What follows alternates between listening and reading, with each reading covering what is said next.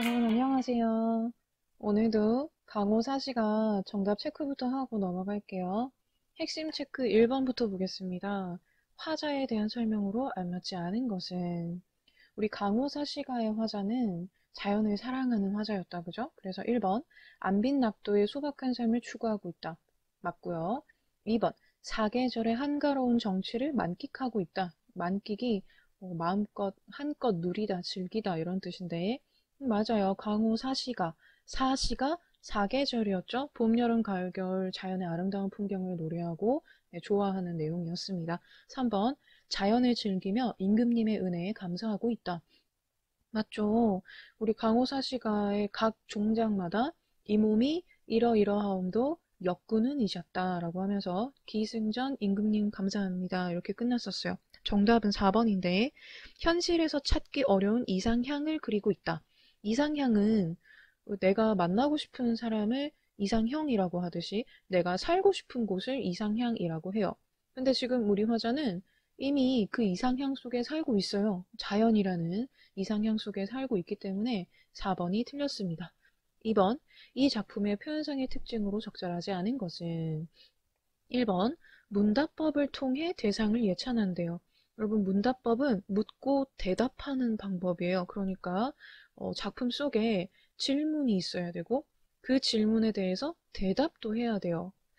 비슷한 걸로 자문자답법이라고도 하는데 일단 물어봐야 하니까 문답법이 있는지 없는지 보려면 서리법부터 찾으셔야 돼요. 물어봐야 대답을 할 수가 있으니까요. 근데 우리 강호사시가에는 서리법이 없습니다. 1번의 정답은 4번이고, 네, 우리 강호사시가에는 문답법이 안 나와 있어요. 서리법 자체가 없으니까. 아무도 안 물어보는데 나 혼자 대답할 수는 없겠죠. 그래서 1번이 바로 정답이 됩니다. 나머지는 다 찾으실 줄 알아야 돼요. 의인법을 사용하여 자연을 표현하고 있다. 어디에서 자연을 사람처럼 표현을 했었나요? 기억나시나요? 우리 하사에서 유신한 강파는 이라고 했어요. 믿음직스러운 강 물결은 이라고 했어요. 강물 보고 믿음직스럽다라고 하는 거는 사람처럼 대한 거니까 이 부분에서 의인법이 드러났었고 그리고 3번 계절의 변화에 따라 시상을 전개하고 있다. 그쵸? 다르게 표현하면 시간의 흐름에 따라 시상을 전개하고 있다. 또 다르게 표현하면 추보식 구성에 따라 시상을 전개하고 있다. 기억나시죠? 4번 형식을 통일하여서 주제를 효과적으로 전달한대요. 어떤 형식을 통일했었냐? 초장과 종장이 대꾸법을 이루면서 각 수마다 반복이 되었을 다 그죠? 네, 기억나시죠? 3번으로 넘어가요. 조선시대 사대부의 유교적 충의관이, 충의관, 이게 이제 임금님께 충성하는 그런 관점이 잘 드러나는 부분으로 여기서 벌써 임금님께 충성을 한대요. 여기서 벌써 느낌 오시죠? 동일한 구조의 반복을 통해 시 전체에 통일성을 주고 있는 시구가 바로 맨 마지막 종장, 역구는 이셨다. 이 부분이었어요. 4번 동사에서 화자의 소박한 생활을 나타내는 소재 요거는 삿갓, 누역이었습니다. 삿갓을 쓰고 비옷을 입는다. 가마를 타도 될 것을 굳이 눈 구경을 직접 하려고 직접 삿갓을 쓰고 비옷을 입고 자연 속에 들어가는 모습에서 소박한 생활이 드러난다고 볼 수가 있었죠. 5번 이 작품은 강호가도의 선구적 작품. 선구가 제일 먼저 뭔가 리더, 앞서가는 이런 느낌이거든요. 그러니까 네, 최초의 연시주다 맞습니다. 이제 실전 문제로 넘어갈게요. 이 작품에 대한 설명으로 적절하지 않은 것은 틀린 것 찾습니다. 1번 유사한 통사 구조의 반복이 나타난다. 이걸 다르게 말하면 대꾸법이었죠. 맞아요. 2번 자연물에 인격을 부여한 표현이 있다. 의인법이었어요. 이거 보시면 우리 그 핵심 체크 2번 문제랑 뭔가 비스무리한데 표현을 살짝 다르게 했죠. 그래서 이렇게 찾는 연습을 하시면 이 표현상의 특징 문제는 절대 안 틀리실 거예요. 3번 소박한 생활을 나타내는 소재. 이거 봐요. 이거 또 나왔어요. 삿갓 누역. 그게 이렇게 또 나오는 거예요. 그리고 4번 속세와 자연에 대한 이분법적 사고를 보인다. 여기서 이분법적 사고는요. 흑, 백, 뭐 이런 식으로 하얀색이 아니면 검정색. 그러니까 대립항이 있어야 돼요. 뭐 아니면 뭐 아니면 도 이런 느낌으로 뭔가 대립적인 두 개의 항이 나와야 돼요. 그래서 속세와 자연, 얘네 둘은 일단 대비되는 대상이 맞긴 하잖아요. 하지만 우리 강호 사시가 안에서는 속세와 자연의 대립이 드러나 있지 않아요. 우리 강호 사시가 안에서는 그냥 자연만 나와요. 아름다운 자연 이야기하고 내가 자연 속에서 이렇게 지내는 것도 전부 다 누구 덕분이다? 임금님 덕분입니다. 끝. 속세에 대해서 부정적으로 이야기하거나 그런 부분이 나오지 않기 때문에 네, 1번의 정답은 4번입니다. 5번. 계절의 변화와 그에 따른 생활상이 나타난다. 맞죠? 2번으로 넘어가요. 하사의 초당. 여기가 초가집이었어요. 이 초가집에 대한 설명으로 적절한 것은 몇 번인가? 1번부터 볼게요. 화자의 심리적 갈등이 해소되는 공간이다. 우리 화자가 내적 갈등을 했나요? 내적 갈등. 쉽게 말하면 뭔가 고민하거나 죄책감을 가지거나 마음이 불편한 그런 상태를 말하는데 그런 거 없었어요. 우리 화자는 그냥 자연 속에서 마냥 행복하고 네, 임금님 감사하고 그랬죠. 2번 화자의 희망과 좌절이 서로 교차한다? 좌절은 없었죠. 3번 화자가 느끼는 이상과 현실의 괴리가 뭐냐면 두 개 사이에 너무나도 큰 차이가 있는 거예요. 거리가 너무 멀거나 이 괴리가 해소되는 공간이다? 아니에요. 이분은 이미 이상향에서 머물고 있었기 때문에 3번도 틀렸어요. 4번 현실에서 벗어나서 자연과 함께하기 위해서 화자가 선택한 공간이다. 이게 정답이네요. 네모가 잘렸네? 네, 4번이 정답입니다. 5번 화자가 외부 세계에서 자신의 내면으로 시선을 돌려 성찰하는 곳이다? 일단 외부 세계가 아니죠. 자연 속에 있기 때문에 그리고 자신의 내면으로 시선을 돌려 성찰한다? 성찰하지도 않아요. 네, 그래서 정답은 4번입니다. 3번으로 넘어가요. 보기는 이 작품의 글쓴이가 창작을 위해서 세운 계획을 가상적으로 구성한 것이다. 춘사부터 동사에 공통적으로 반영된 것만 있는 대로 고른 것은 공통적으로 반영된 걸 찾을게요. 기억. 각 수의 초장의 전반부에는 앞부분에는 계절적 배경을 제시하며 시상의 단서를 드러내야겠군. 맞아요. 우리 각 수의 초장의 앞부분에 강호의 봄이 드니, 강호의 여름이 드니, 강호의 가을이 드니, 강호의 겨울이 드니 이렇게 계절적 배경을 제시했습니다. 기억 적절하네요. 기억 없는 거 제껴주시고. 니은.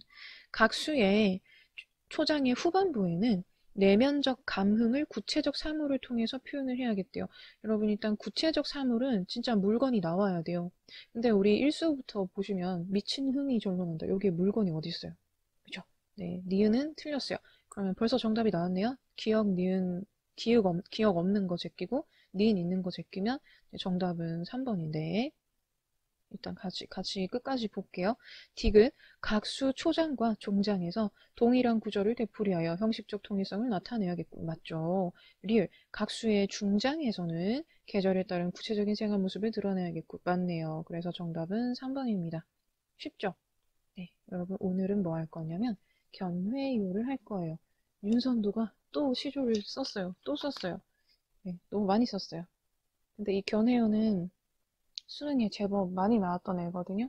그래서 좀 살펴보실 텐데 우리가 윤선도에 대해서는 이미 벌써 알아요. 그죠? 근데 이 견해어가 비하인드 스토리가 좀 있어요. 얘도. 그래서 그거부터 한번 살펴보실게요. 여러분 이거는 윤선도의 상소문이에요. 윤선도가 30살쯤에 성균관에서 공부를 하고 있었거든요. 근데 그때가 광해군이 집권을 하던 시기였어요. 근데 그때 여기 보시면 예족판서 이이첨이라는 사람이 나오는데 이 사람이 약간 광해군하고 이이첨하고 나중에 되면은 투탑을 이루면서 이제 뭔가 막 이렇게 의견도 주고받고 아무튼 이 사람이 되게 힘 있는 사람이 되거든요. 나중에 영의정까지 하게 되는데 윤선도가 이 일개 성균관 유생인 윤선도가 그때 당시에 그 최고의 실권자가 될 것 같은 그런 최고의 실세 같은 네, 그런 이이첨을 저격을 한 거예요. 이이첨에 하는 짓을 보니까 괴이하게 이상하게 생각합니다. 왜냐면 전부 다 이 관리들 시골에 있는 선비들 뿐만 아니라 이 관리들을 뽑는 인재 선발을 담당하는 관원들 전부 다 이이첨의 부하가 아닌 자가 없는 것 같다. 그러니까 전부 다 이이첨의 사람으로 지금 조정이 채워진 것 같다라면서 저격을 하고 대놓고 이첨의 도당이 도둑의 무리거든요. 이 도둑놈 이렇게 막 대놓고 디스를 하는 거예요. 그러면서 이렇게 말을 해요. 전하를 위하여 이런 말을 하는 자가 없습니다. 아, 우리나라의 300여 군에 의로운 선비가 단 한 사람도 없단 말입니까? 아무도 이런 이첨 나쁘다, 이첨 잘못했다 이렇게 얘기를 안 하니까 내가 하겠다라는 마음으로 윤선도가 저격하는 상소문을 썼어요. 신이 말한 것은 모두 선배들이 말하지 않았던 것으로 왜 말을 안 했겠어? 무서우니까 불똥이 튈까봐 다들 이렇게 조용히 하고 있었는데 우리 윤선도는 참지 않고 얘기를 한 거죠. 온 나라에서 한 사람도 감히 말하지 않은 것이니 신이 당할 앙화, 이게 그 재앙이라고 보시면 돼요.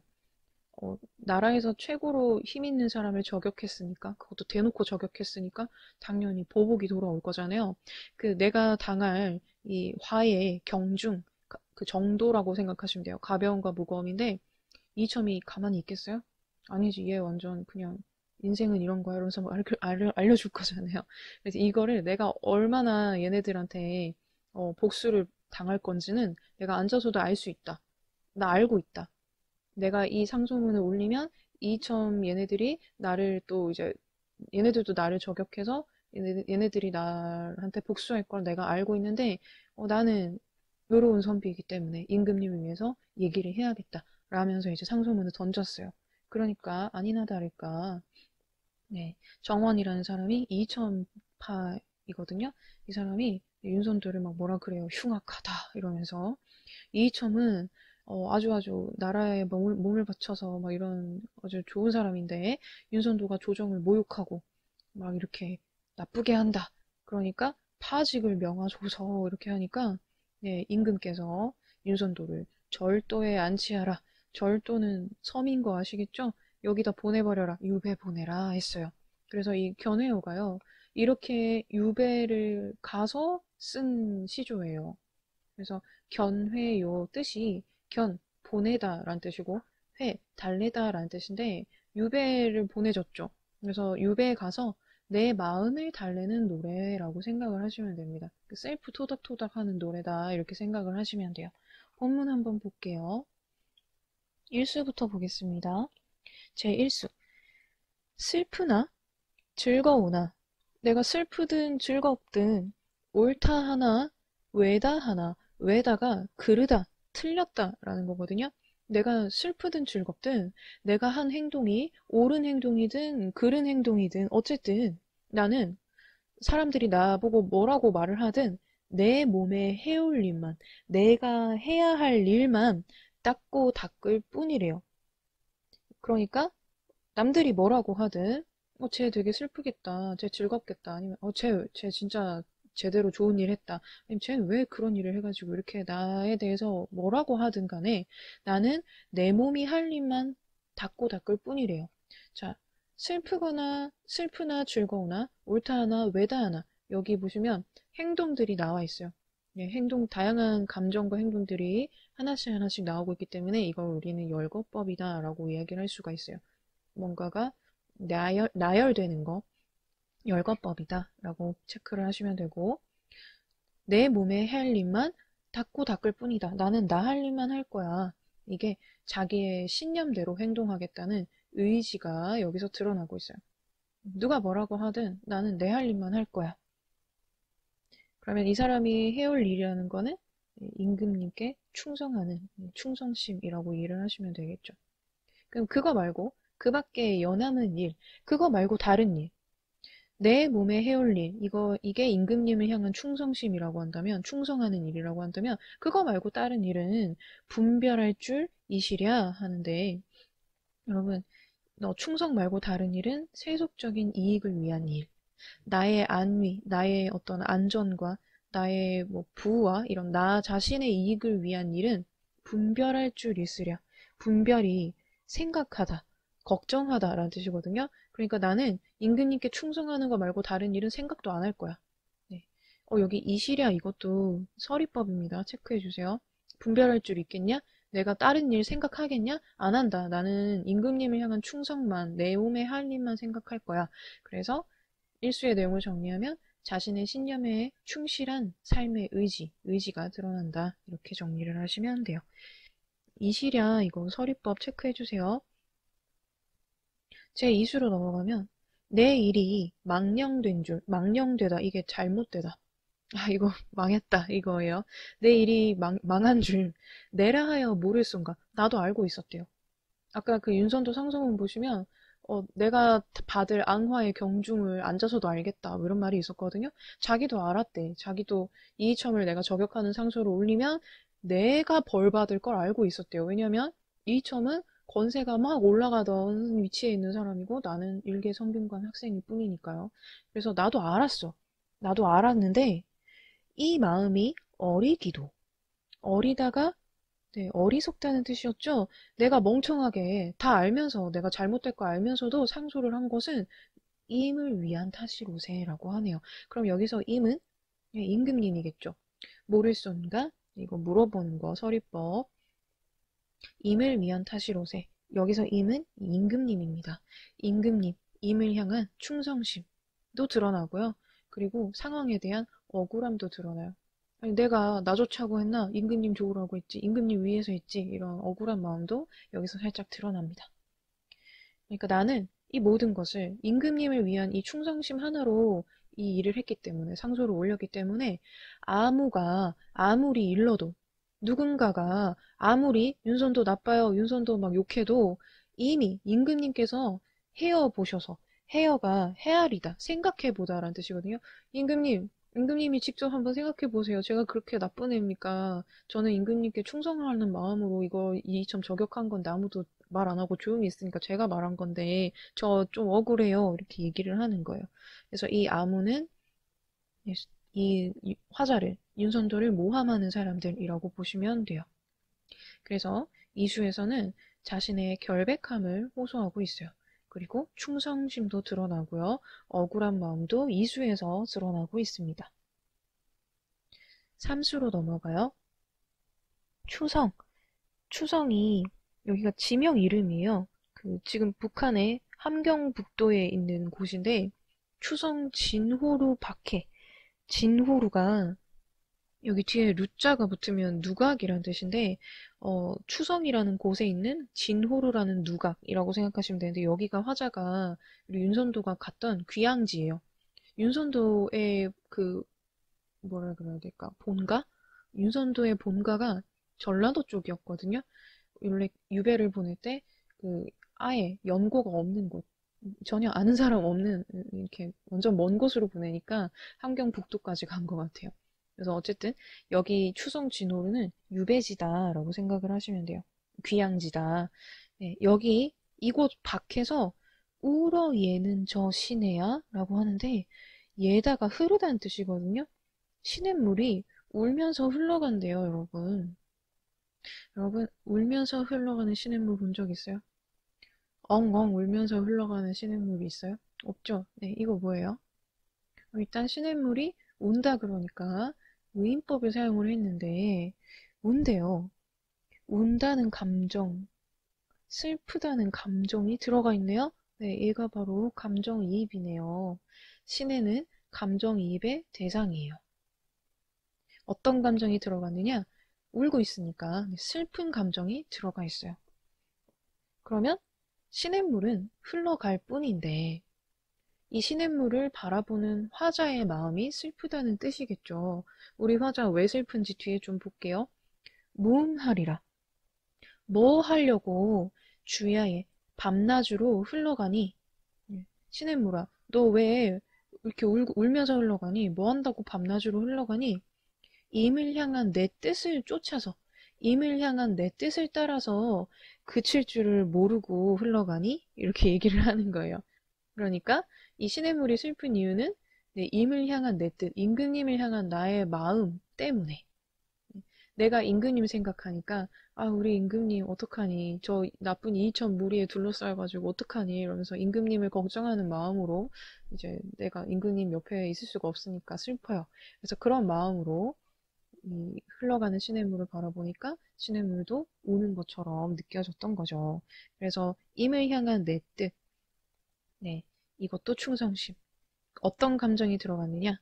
슬픈 감정인데 이 슬픈 감정도 충성심으로부터 비롯된 것이기 때문에 밤낮으로 그치지 않고 흘러가는 이 시냇물처럼 임금님을 향한 나의 충성심도 그치지 않습니다. 라는 뜻이었어요. 네, 임을 향한 내 뜻도 충성심. 체크해 주시고 제3수의 내용을 정리하자면 임금을 향한 변함없는 충성심이다. 충성심이 가장 잘 드러나는 부분을 찾아라 하시면 제3수를 찾으시면 돼요. 넘어가요. 제4수 볼게요. 외흔, 외는 산이죠. 산은 길고 길어요. 산이 길 수가 있나? 산이 계속 이어져 있는 거예요. 산이 이렇게 계속 이어져 있어요. 그리고 물은 멀고 멀대요. 물이 멀다는 거는 물이 멀리까지 계속 흘러가고 있다는 거예요. 그러니까 산이 지금 계속 길게 산이 계속 이어져 있고 물이 계속 흘러가요. 길이가 길어요. 거리가 멀다는 뜻이에요. 그래서 이 부분은 대꾸법을 사용해서 화자의 심리적인 거리감을 강조한 거예요. 실제로 물리적인 거리, 실제 거리도 멀기도 한데 마음으로 느껴지는 이 거리가 더 멀게 느껴진대요.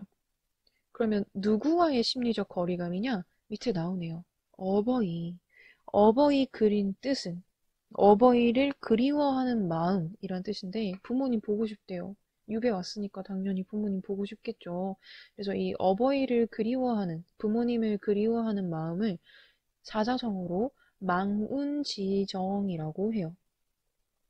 하늘에 구름을 보면서 아, 저 구름은 우리 엄마 아빠 옆으로 갈 텐데 이러면서 부모님을 생각하는 마음을 망운지정이라고 합니다. 이 부모님 그리워하는 마음은 많고 하고 엄마 아빠 보고 싶대요. 우리 뭐 이렇게 수련회나 이런 거 가서 그 뭐야 촛불의식 캠프파이어 아무튼 그거 할 때 다 울잖아요. 약간 그런 마음인 거예요. 지금 윤선도가. 내가 지금 부모님 생각에 슬퍼. 지금 슬픈데 여기도 보니까 어디서 외기러기가 울고 간대요. 여러분 기러기는 그냥 기러기니까 기러기 어떻게 울지? 기러구나. 아니 기러기는 기러기니까 그냥 울고 갔겠죠. 이렇게 새가 짹짹하듯이. 그런데 우리 화자가 또 부모님 보고 싶은 마음으로 이 기러기의 울음소리를 들으니까 쟤도 우는 것 같아. 앞에 나왔던 시냇물도 우는 것 같고 기러기도 우는 것 같아요. 그래서 이 기러기도 감정이입의 대상이에요. 어떤 감정이 들어가 있느냐? 이번에는 효심입니다. 부모님을 생각하는 마음. 그래서 제4수의 내용을 정리하자면 부모님에 대한 그리움이라고 정리를 하시면 돼요. 근데 1수부터 3수까지는 전부 다 뭔가 임금님을 향한 마음, 충성 이런 키워드로 내용이 이루어졌는데 갑자기 4수에서 효심이 툭 튀어나오죠. 네, 이게 5수를 위한 윤선도의 빅픽처예요. 부모님에 대한 그리움을 갑자기 언급한 이유가 있어요. 5수 보시면 어버이를 그리워할 줄을 내가 처음부터 알고 있었대요. 우리 윤선도 상소에서도 나타났듯이 윤선도는 자기가 이첨을 저격하는 상소를 올릴 때부터 오히려 내가 잘못되겠구나라는 걸 알고 있던 사람이거든요. 그래서 내가 이 상소를 올리면 임금님을 위한 마음으로 올리지만 이 상소를 올리면 내가 귀향을 가서 내가 유배를 가서 엄마 아빠 보고 싶어 하게 될 것이야 라는 걸 처음부터 알고 있었는데 임금님을 향한 뜻, 충성심도 하늘이 만들어 주신 거래요. 부모님을 향한 효심도 중요하죠. 근데 임금님을 향한 이 뜻, 충성심도 하늘이 만들어준 거래요. 내가 태어날 때부터 나는 부모님께 효도해야 되는 마음과 임금님께 충성해야 되는 마음이랑 두 개를 다 가지고 나는 태어났다. 그래서 진실로 임금을 잊으면 그거야말로 진짜 불효인가 여긴대요. 그러니까 임금님께 충성하지 않는 게 불효다. 즉, 이 앞에서 나왔던 충성심과 효심이 똑같다라고 생각을 하는 거예요. 그래서 제 5수의 내용을 정리하면 충과 효가 하나라는 깨달음과 임금님에 대한 충성. 깨달음 못하다. 여러분 이거 고쳐주세요. 충과 효가 하나라는 깨달음과 임금에 대한 충성이라고 정리를 하시면 되고 여기서 포인트가 이 부분, 5수의 종장입니다. 진실로 임금을 잊으면 그것이야말로 불효인가 한다. 즉 충과 효, 임금님을 향한 충성심과 부모님을 향한 효심은 하나다. 그래서 이 두 개가 하나이기 때문에 어느 뭐 이걸 해야 된다. 뭐 충과 효 중에 하나를 어느 거 하나를 선택해야 된다. 이게 아니라 임금님께 충을 행하는 것이 충성하는 것이 곧 효를 행하는 것이다. 따라서 나는 임금님께 충성부터 먼저 하겠다. 라고 이제 결론을 내리는 거예요. 정리 한번 해볼게요.